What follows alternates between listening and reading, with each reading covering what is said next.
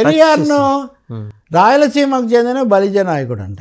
ఎందుకు సార్ ఇలాంటి మాటలు? అసలు క్యాజువల్గా మాట్లాడే ఒక సీరియస్ పొలిటికల్ లీడర్, అందులో ఒక ఉప ముఖ్యమంత్రి ప్లస్ ఒక సామాజిక వర్గం ఆయన్ను ముందు పెట్టుకుంది కాబట్టి ఆయనకి స్థానం ఆయన ఓన్ చేసుకుంది. ఉన్నప్పుడు ఈ పెరియార్ను తీసుకొని వచ్చి ఇవన్నీ చేసి ఇది అంటే ఆయన మా సొంత వాడైనా సరే, సొంత సామాజిక వర్గం అయినా సరే ఆయన తప్పు చేస్తే మేము ప్రశ్నిస్తాము, నిలదీస్తామని చెప్పాలనేది ఆయన ఉద్దేశం ఏమో సార్. మరి సార్ ఇప్పుడు ఆయన నెల్లూరులోనే కదా పెరిగాడు. నెల్లూరులో సుందరయ్య గారే మనం మాట్లాడుతున్నట్టుగా కమ్యూనిస్ట్ నాయకుడు, కమ్యూనిస్ట్ ఉద్యమ నిర్మాత, నెల్లూరు జిల్లాకు చెందిన పలానా కులానికి చెందిన నాయకుడు అంటే ఎలా తగలబడుతుందో ఇది కూడా అంతే. పెరియార్ను తమిళ ప్రజలు లేదా దక్షిణ ద్రవిడ సిద్ధాంతం వాళ్ళు పెద్దగా ఆయన స్వీకరించారు. ఇప్పుడు ఆయన కులాన్ని ఆయన దీన్ని తీసుకొని చూడు. పవన్ కళ్యాణ్ అంటే ఏమనుకుంటారు సార్?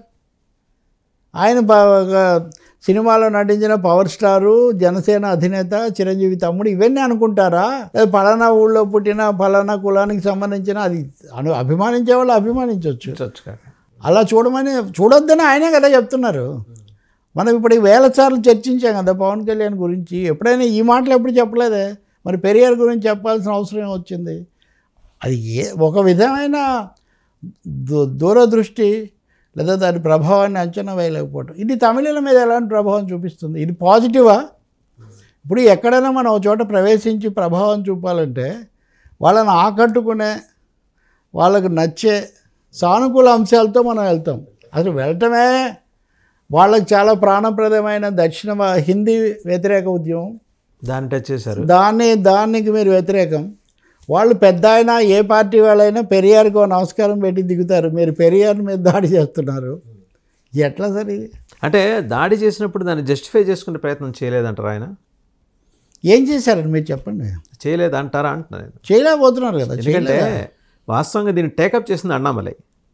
ఎందుకు మీకు గుర్తుండే ఉంటుంది, కంచి కామాక్షి, మధుర మీనాక్షి ఆలయాలు ఎదురుగుండా రెచ్చగొట్టే రీతిలో పెరియార్ విగ్రహాలు పెట్టి కింద హిందూ మతాన్ని కించపరిచే విధంగా శిలాఫలకాలు పెట్టించడం అనేది సహజం. ఇప్పుడు పెరియార్ సిద్ధాంతాలను వ్యాప్తి చేసుకోవడానికి ఎవరికి ఎలాంటి అభ్యంతరం లేదు. ఆయన ఒక సిద్ధాంతానికి అంబాసిడర్ చేసుకోవచ్చు. కానీ టెంపుల్స్ ఎదురుగుండా పెట్టి రెచ్చగొట్టాల్సిన అవసరం ఏమొచ్చింది? That's what Annamalai he's raised. చేసుకోండి. పెరియార్ ఒక సిద్ధాంతకర్త.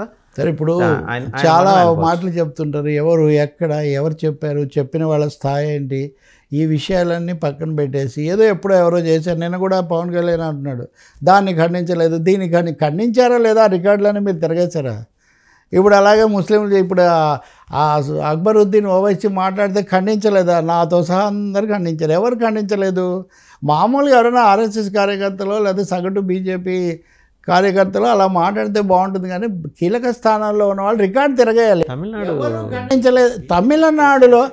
తమిళనాడులో స్టాలిన్ స్పష్టంగా సనాతన ధర్మం అన్న దాని మీద అతను అటాక్ చేసిన తర్వాత ఈ చర్చలు వచ్చాయి. సో దానికి మేము కౌంటర్ అని చెప్తే అది వేరే విషయం. రెండవది ఏ దశలో చేశారు? ఇప్పుడు ఉదాహరణకు ప్రజారాజ్యం దశ, జనసేన మొదటి దశ, జనసేన రెండవ దశ, ఇవన్నీ చాలా ఉంటాయి.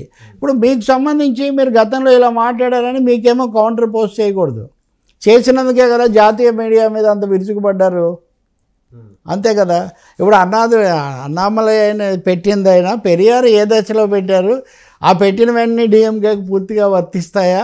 వాటన్నిటినీ కరుణానిధి ఎండార్స్ చేశారా? ఎవరు పెట్టారు? ఎప్పుడు చాలా దశలు ఉంటాయి. సూక్ష్మ వివరాలు వదిలేసి స్థూలమైన అంశాలు ఈరోజు చెప్తున్నాడు ఎవరు?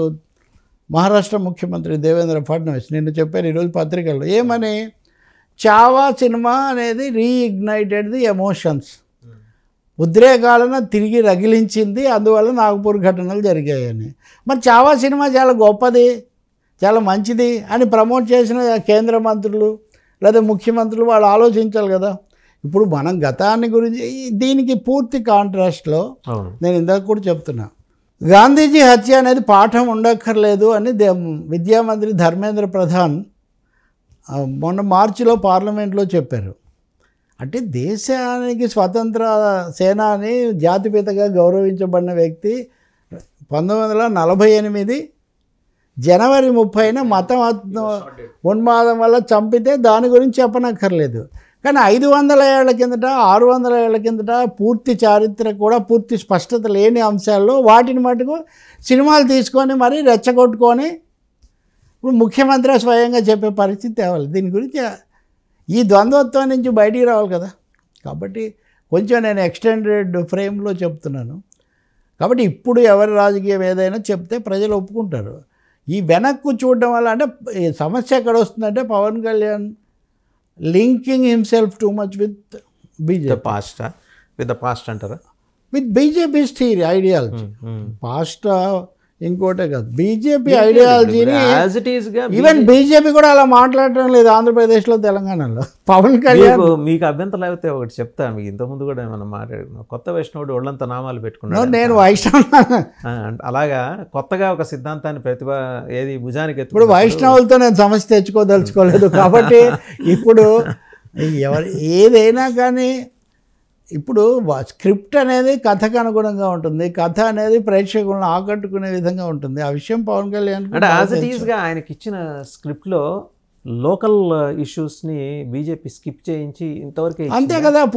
అది కూడా అనుకోవాలి. బీజేపీనే ఇచ్చిందా కూడా నేను చెప్పలేను. బీజేపీని ఆకట్టుకోవడం కోసం ఈయన మరీ రెచ్చిపోయారు అన్నది కూడా నాకు తెలియదు. రీడర్ కాబట్టి బాగా ఆయన జాతీయ ఏం ఒరేషియస్ రీడర్ అండి. యముని మహిషపులో గంటలు మబ్బుచాటున కనేల్మన్నాయి, కనకదుర్గ చండసింహం జూలు దులిపి ఆవులించింది, ఆదిశుకర వేదవేద్యుడు గురుగురిస్తూ కోరసాపాడని విప్లవ సిద్ధాంతంతో ముగించాడు.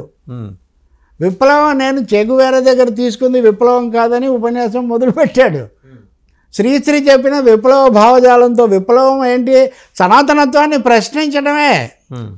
యముని మహిషపు లోహ గంటలు మబ్బుచాటున కనేల్మన్నాయి, నరకలోకపు జాగిలమ్ములు గొలుసు తెంచుకు విరుచుకుపడ్డాయి, ఆదిశూకర ఇవన్నీ కూడా సంప్రదాయం మీద తిరుగుబాటు, సంప్రదాయం మీద సనాతన ధర్మం మీద తిరుగుబాటుతో పుడమి తల్లికి పురిటి నొప్పులు కొత్త సృష్టిని స్ఫురింపించాయి అని శ్రీశ్రీ ముగించాడు.